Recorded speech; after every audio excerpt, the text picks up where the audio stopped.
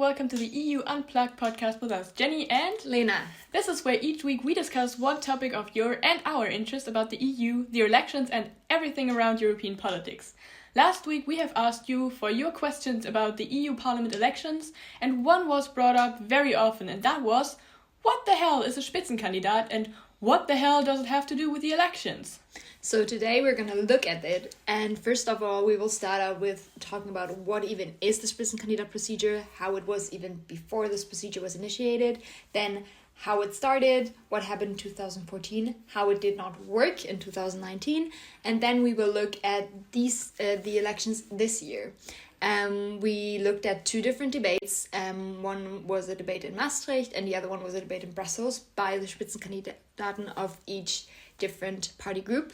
And then we will kind of discuss these different debates, and in the end we will take a look out on this year's election and kind of give you our takeaways.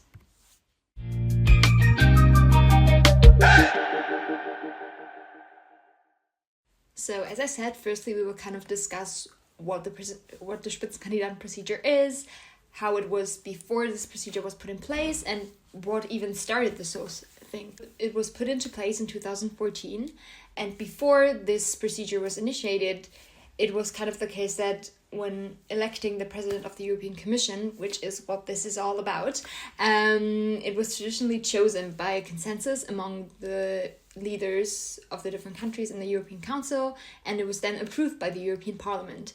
This is also a bit more specified in the Lisbon Treaty, where it says that the European Council nominates a candidate while taking into account the election of the European Parliament, and the Parliament must elect the nominee with an absolute majority. This is in Article 17 of the Treaty on the European Union. Now, what happened in 2014? Why was it decided to start this procedure? So there was a lot of criticism, especially from the right wing, that highlighted a lack of democracy in this process, and is described it as a kind of backroom deal and advocated for more direct citizen involvement. And so the Spitzenkandidat procedure was introduced to address these concerns and was aiming to make the selection process more transparent and democratic and less of a backroom deal. So what exactly happens is that each political group in the European Parliament nominates a lead candidate who becomes the face of their campaign. So the group with the most votes nominates their candidate for the Commission President. And it is interesting to mention that there's no legal grounds in any of the EU treaties for this procedure. Like I talked before about how there's legal grounds kind of for the initial procedure that was happening, but not for this new procedure that was introduced in 2014. Kind of talking a bit more of how exactly it works, I already kind of mentioned a bit on how it's done, but the European Parliament party groups put forward a lead candidate that becomes then the face of their campaign. Maybe you noticed this during this year's election, that there are a certain kind of people that are more present on posters, on Instagram, on any kind of social media, and the candidate is then officially proposed by the European Council and then approved by the European Parliament, as I already said. This change moved the process towards a more parliamentary style election, aiming to enhance democratic legitimacy and voter engagement. One motivation for this change was the low voter turnout in the European elections in the 2000s. There was a very low voter turnout the last election before 2014, because they were often seen as and you can discuss that they're still seen as this, but especially during that time they were seen as second order elections, especially compared to national elections. So the Spitzenkandidaten process is often also credited with contributing to a higher voter turnout in then the following election in 2019, and it kind of indicating an increased public interest and participation. So now I have kind of discussed the broad idea behind the procedure and why it was introduced as being this big change and changing voter turnouts and making it more parliamentary style. But I would say that in 2019 this did not work out so well, did it, Jenny? No, it did not. Actually, in 2019 it was completely disregarded. So let's talk why this happened and actually how it happened. So initially, the EPP put forward Manfred Weber as their lead candidate, but he was simply passed over just like that. So the heads of governments actually nominated Ursula von der Leyen instead, who was a complete outsider, but also from the EPP. And she was subsequently elected by the parliament. And this could essentially happen because there's simply no legal framework for the procedure in general. So, as Lena already said, the Article 17 of the TEU just basically says that the Council has to take into account the elections to the European Parliament, but it is not legally bound to it. So basically, that was also very intentionally, because the national leaders are more hesitant to leave the choice of the Commission President solely to the EP, because they do want to retain some of the sovereignty here.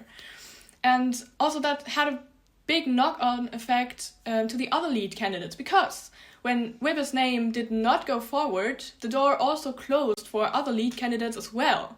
So this is how the outsider Ursula von der Leyen was nominated and elected in 2019 without actually being a Spitzenkandidat. In 2024, that seems to be very, very different. It seems like they have found their way back to the initial thought of the Spitzenkandidaten procedure, or did they? Yeah, I think like in general it felt like there was more of media attention on the procedure, and you could see like a lot of the lead candidates, and also I mean when we look at the results, which we're going to discuss later, you can definitely see that there was kind of a way back. And we already said that they were very present during campaigns, and you can always see the candidates like in posters or debates, which we are actually going to consider now. And we looked at 2 different debates with various lead candidates. One debate in Maastricht, organized by Politico, and another one in Brussels, organized by the European Broadcasting Union. So let's consider the one in Maastricht first, and then go on to the one in Brussels. Let's go!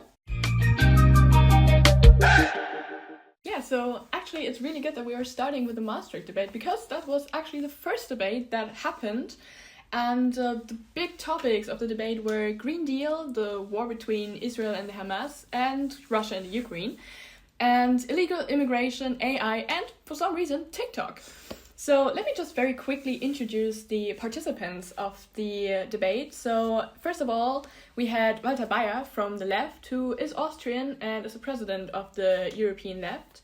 Then we have a newcomer, Marlies de Rosberg, from the EFA. She is actually with her 24 years old, youngest ever participant in the Spitzenkandidaten procedure. And little fun fact, she is from the Danish minority in Germany. Then, of course, we have Bas Eickhout from the Greens. He is Dutch and a very, very fierce supporter of the Green Deal. And during the debate, actually, he has been attacking Ursula von der Leyen on the Green Deal quite a lot. So the next candidate is Marie-Agnes Strack-Zimmermann. Maybe on the name you can guess. She's German, and she's the representative of the Alliance of Liberals and Democrats for Europe, also known as Renew. She is heading the German Parliament's Defense Committee at the moment, and she had quite some problems properly articulate herself in the English language, which is rather sad, because in the German debate she is very fierce and very, very cutthroat, but she just couldn't do that in the debate, sadly. So the next one is Nicolas Schmidt from S&D. He is 70 years old, and he was currently Commissioner for Jobs and Social Rights in the European Commission, and he stayed mostly in the background, to be honest, although he actually represents the second strongest group in the former EP. So, of course, this celebrity of the debate, Ursula von der Leyen from the EPP, she's the current president of the Commission, and she was really trying to show herself as a fierce supporter of the Green Deal. It did not really work out that well for her, but let's talk about that later. Next up is Valerio Galecki. He is from the European Christian Political Movement. He's a Moldovan and a Baptist pastor, and he has been vice president of the Parliamentary Assembly of the Council of Europe. And last but not least, we have Anders Vistisen representing the ID. He absolutely did not find any friends in the audience or among his fellow representatives. There were sometimes a few claps from the audience, but mostly out of politeness, as it seemed. He made a very, very strong point of being Danish that he said about 20 times in his speeches, and actually he was a founding member of the ID group, another little fun fact. So, Now you know who's been on the panel and who's been talking, so let's jump right into the 3 most important situations of the debate. So first of all, and very notably, Aykut and Vistisen have been constantly exchanging blows on foreign policy. So Vistisen was accusing the other political groups of the EP of using the war on Ukraine to change the treaties and dump the veto. Aykut then countered, mentioning the scandals of Russian and Chinese exertion of influence on MEPs in the ID group, noting the ID should clean out their own house before they start teaching others. That's so good. That's really good. It was really nice, and it was met with a lot of applause from the audience. They also talked about the war on Ukraine and the Middle East, and Bayer from the left demanded that, first of all, Ukraine should be giving away some of its territory to Russia for the sake of peace, which was not met with a lot of enthusiasm, and second, that sanctions against Israel should be put in place, just like against Russia, and a political solution should be found to the war on Ukraine. This is where von der Leyen swooped in and stuck to the EU's official line on the war in Gaza, underlining the right of defense of Israel, but also demanding freedom of the hostages. Aykut then asked if Netanyahu marching into Rafah would be crossing a certain line. Von der Leyen then answered that she actually doesn't draw lines, but she appealed to Netanyahu to not comment on the operation on Rafah. Aykut was then asking, but what happens when this appeal would be ignored by Netanyahu? Then von der Leyen answered that in that case, the EU and the EU member states must come together to consult over consequences. However, she did not specify what these consequences could be. Now, let's come to the most essential point of the debate. Media like vultures launched at her ECR statement that you probably have heard in the media already, that she made when she was asked with whom of the more right groups she could imagine to work with, answering that there will be not any cooperation with the ID, but she could think of a possibility to work with the ECR. That's so crazy. Yes, that was actually the reaction of the audience and the other representatives on stage. Honestly, just let's listen into that moment right now. It's also important. Okay, I think the question was, are you open to cooperation with ECR in the next mandate? It depends very much on how the composition of the parliament is and who is in what group. What? Thank you. That was clear. Mr. Vistis. She has since flirted quite obviously with Meloni, the Italian prime minister, who is part of the ECR with her Fratelli d'Italia. So that was a lot of media attention on von der Leyen, but actually Aykut is definitely the winner of the debate, or at least the one with the loudest applause, which might not be a surprise. As a recent European Council on Foreign Relations poll found out that 18 to 29-year-olds were the only voting generation that prioritized climate change over Europe's other challenges. And the main audience of the Maastricht debate was students, so people between 18 and 29 years old. But actually the mood in the auditorium might have been a little bit deceiving. The Greens are polling far worse than in 2019, if you look at the numbers. And they do face losing power to shape legislation if von der Leyen works with the far-right parties. A prospect she didn't deny during the debate. One other very interesting thing about the Maastricht debate was the watch parties and the online stream, during which people could also vote who they would most likely see on the Commission President's spot. The audience of university students had a very tight draw between von der Leyen and Bas Aykut, but Aykut came out on top just after the debate. I think that's such a cool thing to do in a debate, like seeing during the time, okay, what is the audience thinking, what are people who are watching the debate thinking, because it gives you this clear structure of, okay, who's right now currently doing good and great. It's really, really innovative thought of the debate, I would say. Yes, it was very interactive actually, because you could also ask questions online that then the moderators of the debate would ask to the candidates. So that was a rather novelty approach to the debates, I would say.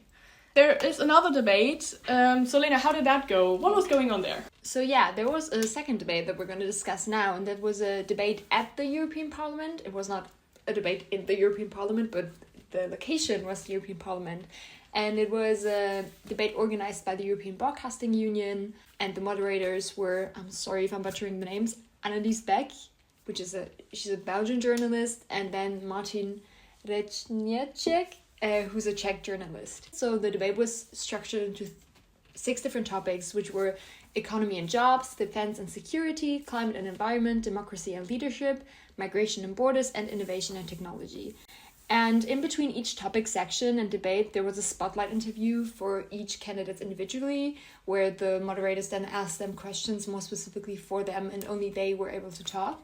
And the questions that were discussed during the actual debates and during the topics were a mix between audience questions. The audience, there were obviously like members of the different party groups and such, but there was a group of first-time voters, so mostly, like, I think all of them were like quite young, and they were able to ask specific questions. And then there were also watch parties in all the different member states that were then like kind of called out and moved onto the screen, and they were also mostly young people. I think all of them were quite young who were able to ask questions. And then obviously there were like questions specifically from the moderators.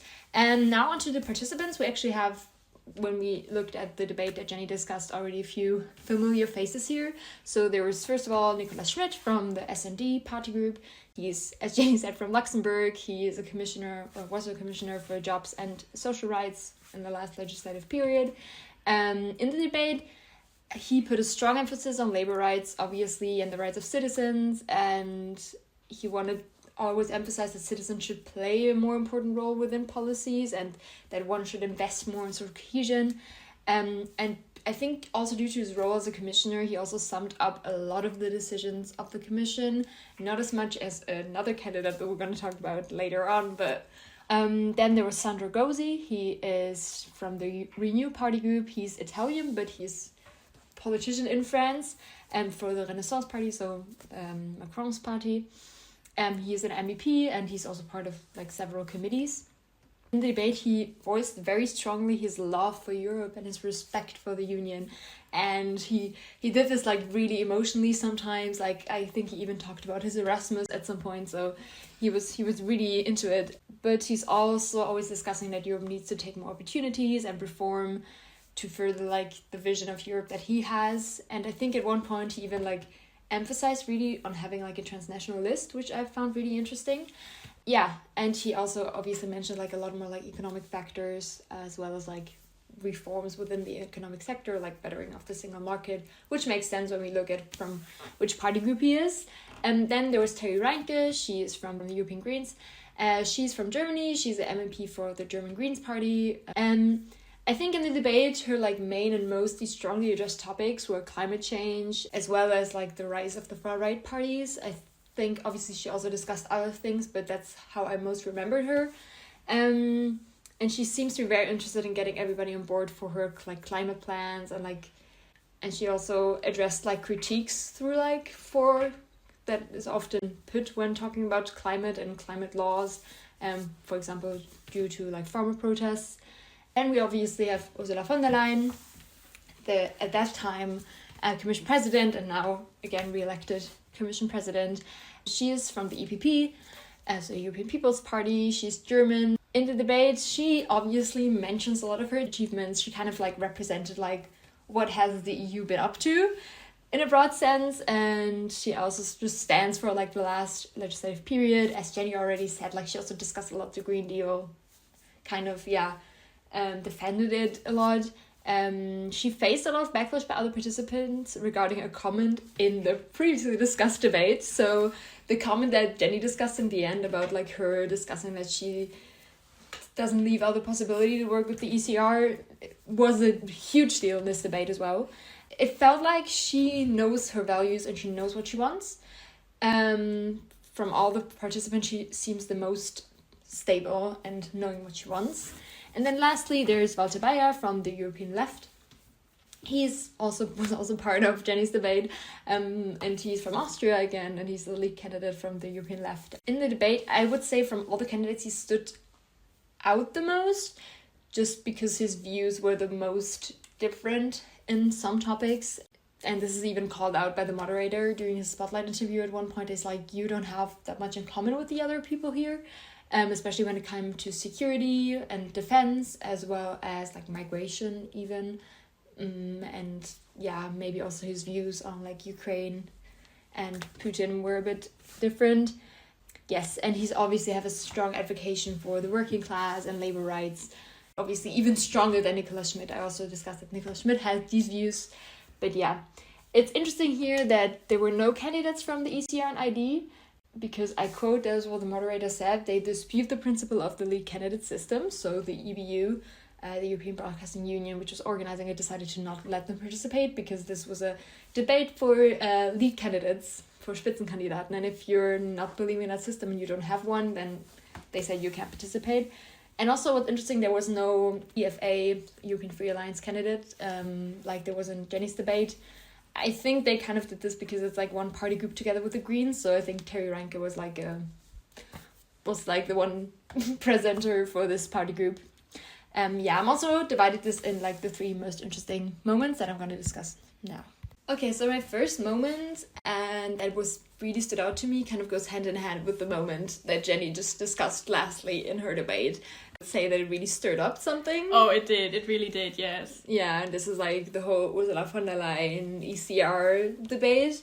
And there was this one moment in the debate where von der Leyen kind of clearly states like her 3 principles and like red lines she has for working together with people. And that is that they need to be pro-Europe, pro-Ukraine, which means anti-Putin, and pro-rule of law. And she clearly states that people who go beyond these lines, they kind of want to destroy Europe and don't have the same view. Therefore, I think it is very important to set a very clear principles.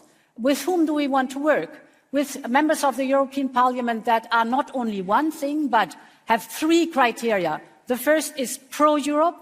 The second is pro-Ukraine, that is anti-Putin. And the third is indeed pro-rule of law. And if you in her spotlight interview, so the part in between the debate where they're only talking to her, she goes more into depth.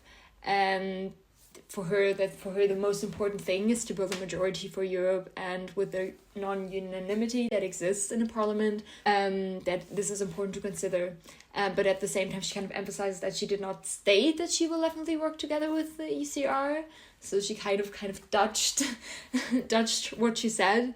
And I think she also dodged like questions that the moderators did about like Meloni's internal politics and policies. And she's not ruling out to work together with the ECR, but she doesn't want to work together with all of them. I think that's what she meant before. She's like, yeah, everybody from the ECR who kind of fits these 3 principles can work together with me. Then she dodged this question about like Meloni, and it just felt all a bit hard. Yeah, she's really picking cherries here, I feel. Yeah, like. I feel, yeah, it was a really interesting moment. And then Nicola Schmidt in his spotlight interview, to kind of go back, it's not the same moment, but he was asked about when he would stop work with the EPP, if they would work together, or with like von der Leyen, if she would kind of work together with the ECR. So there was like a direct connection. This also how the other participants are like kind of influenced by the thing that she said, and was really interesting as well. Within the democracy and leadership topic, Nicola Schmidt then said again that from the ID and ECR are not democratic parties, and he would never work together with them. And he kind of asks von der Leyen what it means for her to be pro-European, and points out that the ECR vision is a different one than hers. He like said, yeah, you don't have the same visions, you should not work together with them.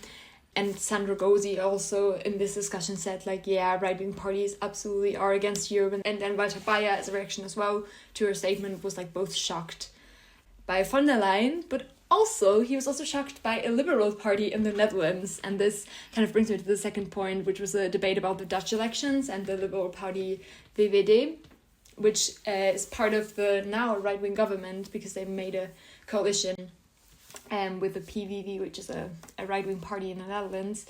And this was mainly addressed obviously at Sandro Gozzi, because the VVD is part of the Renew group. It was a really critical question by the moderators for Sandro Gozzi.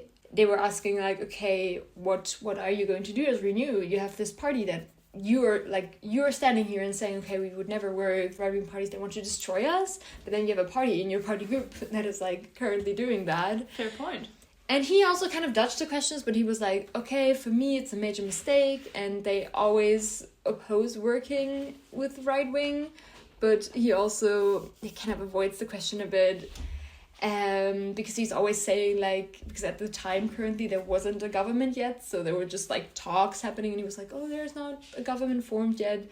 And he was also saying the party will discuss this after the EU elections, so he was kind of also avoiding this. And then later on in the debate, Terry Reinke kind of reacted to this. To say, Mr. Guzzi, but I cannot let you off the hook so easily, because I think that what we have seen in the Netherlands is not only that now there is a potential government, but also already in the election campaign, when VVD was not excluding anymore that they would go into government with Geert Wilders, that the far right went up in the polls. So they have a responsibility for this. And honestly, you cannot just tell us that you are going to solve this after the election. Have an extraordinary group meeting and expel VVD from your group. I know that Renew is committed to the European project, so send a very clear signal now and make reality and say it has consequences when member parties of our group go into coalitions with the far right. Thank you. And that's what I mean with, like, she at some points were definitely saying what she thinks, because she said to him, like, the Renew group has to do something now, they can do something now, they have a responsibility and they need to be clearer and do something now, because there are possibilities of things they can do. And I think they kind of go hand in hand, so the Ursula von der Leyen moment at this moment, because they happen during the same time, more or less, in the debate. So that's really interesting. And lastly, this is a smaller point, but I really, really liked the point of the debate, which was the discussion about migration, because Ursula von der Leyen said that she stated kind of that people who need protection in the realm of migration, they will get it. But it is like us, like the countries in Europe, who decide who comes, and people who are like irregular, they need to go back. And I found this was a really nice way of saying deporting people. But yeah, and she kind of said, like, it's always smugglers who decide who comes in and not like the countries. And we should go against that. People need to come legally. Nicholas Schmidt took that very harshly. Rightly so. Rightly so, to be fair. And he said really harshly answered that Europe is a solidarity project. So one needs to consider the most vulnerable people, and just considering the problem of smugglers is not the whole story. That's not the whole story. When I look at the situation in Tunisia, and I suppose that you know what's going on in Tunisia, what happens to the refugees who are pushed into the desert, who are really beaten up, some of them killed. This is not Europe. These are not European values. This is an agreement with a very special, nasty dictatorship. So don't tell us it's about fighting smugglers. It's about fighting the refugees which are pushed to the desert, and many of them die. And he clearly states that this is not Europe. This is not about fighting smugglers. It always ends up about fighting refugees and not the smugglers. And I found this such an important statement that goes kind of against what often conservative people say. And I think in this moment, I really found Ursula von der Leyen's statement, it really stood out to me, and I really liked Nicola Schmidt's response to it. So these were my 3 points and what I took away from this debate. I just want to point out again, lastly, the moderators of this debate were so good. I really liked them. You could tell that they were journalists because they asked the tricky questions and they did not hold back to ask the tricky questions. And I think that's so important in debates. So, yes, it is. It is. Yes. So, I don't know. Let's maybe we talked about the election. We discussed that these were leading up to the election, but now it's a few weeks ago. So, kind of what happened after these debates.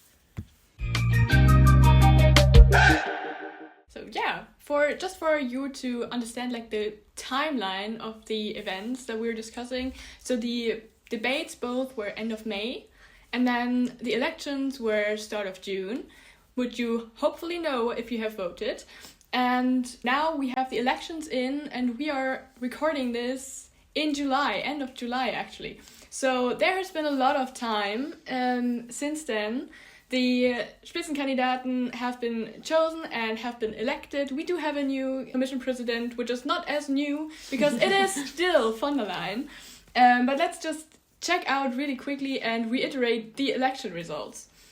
So the EPP, despite the very feared and anticipated surge of right-wing forces, still got out on top, and the S&D came in second. However, they both cannot hold their grand coalition. They do not have the majority in most votes anymore if they work together. So they mostly are going to vote with Renew on certain votes, but there has been a surge of right-wing forces, and a lot of things have happened with the right-wing forces, because we do not have two only anymore. We now have 3 right-wing groups. So first of all, the ECR, of course, and then we have the Patriots of Europe, which Viktor Orban has, called into life. And then, because maybe you remember, the AfD was expelled from the ID, and they now have scraped together independent MEPs to build their own group, which they called Europe of Sovereign Nations. And I would say that like major takeaways from the election were that the EPP, as you said, reaffirms their position as the strongest party group, as well as their strongest influence on the next commission. And also the composition of the parliament groups are uncertain or is uncertain in the way that now we have these new groups, like from the AfD, for example. So the right-wing side is kind of split up in a way than it was before. And also that the Spitzenkandidaten process played a significant role, I would say, within media dynamics, and there was a lot of focus on Ursula von der Leyen because it was the first time it was like this re-election kind of thing. It felt like the president is going into a second term kind of style. Yes, it had a little bit of US re-election vibes that we also can see right now. So yeah, that's so much for the election results, but actually after the elections, it got really heated and actually very, very interesting, and a lot of drama about the EU top jobs. So about the Commission presidency, the presidency of the EP, and the presidency of the Council, and also who takes the spot for High Representative. Because even though von der Leyen now got out on top and got the Commission presidency, that wasn't always as sure as it could have been. Actually, there were a few meetings to determine who is going to be proposed for the 4 top jobs, and that was essentially von der Leyen for the Commission presidency, Kaja Kallas as the High Representative, Metsola again for the EP presidency, and Costa for the Council presidency, who had the most chances. And it was very, very hard for the heads of governments, apparently, to agree on those 4 proposals. Yeah, I remember there was this official kind of meeting. Yeah, it was very shady, very backroom style. Yeah, and everybody was saying, yeah, but after that they were gonna know. Like, it's gonna be certain. And then they came out of that kind of backroom, I think it was a dinner or something, like meeting, and everybody was like, yeah, no, we don't know anything. Yes, the media was entirely sure, okay, after this dinner we will know who they will propose for the top jobs. But in the end they didn't, so there was a second meeting actually, which was a little bit more formal, and after which actually those 4 candidates that I just told you, they were proposed for the top jobs.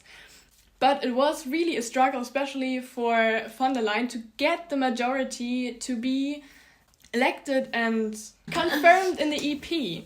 So there was a lot of negotiation, a lot of backroom meetings with the political groups to get the majority of votes, which is like, 320 something, I think, out of 720. So it was a very close call actually, but she got out on top, and all top jobs were elected as they were intended in the end by the heads of governments. Yeah, and I would also say that the Spitzenkandidaten procedure definitely worked. Yes, in this case and this time, actually it worked. Yeah, Ursula von der Leyen was the proposed candidate. She took part in the debates, as we discussed, and now she ended up with position. Although it was a bit of a struggle to get the votes. It was a struggle, that's for sure. Yes, it is very good that we see the democratic legitimacy kind of upheld, because the EPP got out as the strongest with the most votes in the EP elections, and also the EP now is having their representative as the Commission President, as it should be. Yeah, now we've discussed what the Spitzenkandidaten procedure is, the different debates, the election results. And now I just want to ask you, or we can maybe discuss together, what are our takeaways? What do we take away from the procedure, but also just how it happened this year and what the election results brought us? Because I think it's really, really nice to discuss it, because I think there are a lot of different questions that come up again and that you want to discuss even more after this topic. So I don't know, what are your major takeaways? I think what we can learn from the elections this year is that the media was involved so heavily, and I think that really draw attention also from people in society that might not be so interested in politics actually, but they saw it on the news and they were like, oh, there's something going on, and there are actually people who I can vote for, and not just parties that are very vague and that I don't really have a connection to. And I think that really, really helped to like strengthen the Spitzenkandidaten procedure. And it seemed to be very, very connected to the way media portrayed the procedure, especially like in these public debates that we have seen. Yeah, maybe adding even like the Eurovision debate that I watched and that I kind of analyzed. It was designed so modern. I mean, I don't know if specifically if this is something new or if this happened like even before, but just this design of like before each topic they had like a fancy little trailer of like showing what this topic is about, and then they have different questions from different people. You included the audience with young people, you included like watch parties of the debate in the different countries. It kind of felt like, okay, this is a medium we can use. This is like the media here is working for us and we're going to use it. And I really like this. And it kind of emphasized that the elections are important and they kind of deserve also the treatment of being important and getting a nice fancy debate. Fancy is the word here, because I think that especially national debates are sometimes really dry, very boring, but I really didn't have that feeling when I was watching the Maastricht debate. It was very heated, it got really, really interesting, and I didn't lose focus once. I didn't even use my phone, which is a novelty, to be honest. And I just think that it had more of a style, a little bit like US debates, where you have it more personal and just more engaging, just generally. Yeah, I definitely agree. Like, I really liked how it was structured and it really also caught my attention. I'm just always looking back at it now and thinking maybe outside of my thoughts that is just really caught up with politics and I'm really interested in politics. We are very much in a bubble here, aren't we? Yeah, so it was like always a question of like how useful are these debates within the realm of the elections. Maybe it's more of a critical takeaway I have, but is it really reaching that many people, or do I just feel that it's reaching many people because I live in my politics bubble? And is it really engaging them that much? Because I was also thinking in the Eurovision debate, the people that were sitting in the audience, well, they were first-time voters and they were quite young. I was thinking, if you're there sitting in the audience, it's not because you're like an average, I don't know, right out of high school student that is... That's true. You know, you're already a little bit biased. You are going there because you are already interested in politics. Yeah, right? so I was like, maybe they could even try even more, if that's even possible, to engage people that are maybe outside of this bubble. That was just one of my takeaways, where I thought, okay, first I was like, oh my god, everything's great, and then I was like, okay, are they actually the people that we need to reach to go and vote? Yes. That aren't obviously already going to vote. So that was really maybe a more critical question. Yeah, that's a good point. But I also think that the Spitzenkandidaten procedure as a process itself is so incredibly complicated that even the debates, even though you had like this connection to the lead candidates, you still didn't really understand how the whole procedure worked. Yeah, and you also didn't really understand who was the Spitzenkandidat. Yes. Because like you had Buzz Eichhout and I had Terry Yes. Reinke, but they're both from the same. Yes, because they have like a very weird double lead position kind of vibe, I think. And sometimes you weren't quite sure, okay, who is actually the person put forward here? Yeah, so it's really complicated and also what the hell? Why the hell is it called Spitzenkandidaten? Why is it a German word? Yes, who wants to torture us with a German word? I don't know. It's just a lot of complicated. But I think maybe all of these kind of questions are so interesting and we're definitely going to keep them in mind. And, yes, we will. And if you guys are interested in another episode, maybe furthering the questions that we asked now, I think especially on portrayal in media of the elections and as well just the portrayal of the EU in the media, social media as well. I think those are like all questions that we can definitely discuss another time and would be really interested to discuss another time. Yes, right? we are. Just drop us a comment or send us a message. We are linking it down below in the description. Yeah, you can also find us on Instagram at EU Unplugged, all written in small letters. And we're always happy to find any suggestions of topics. Please inspire us. Yeah, so yeah, we're happy to see you next week and welcome you again to EU Unplugged.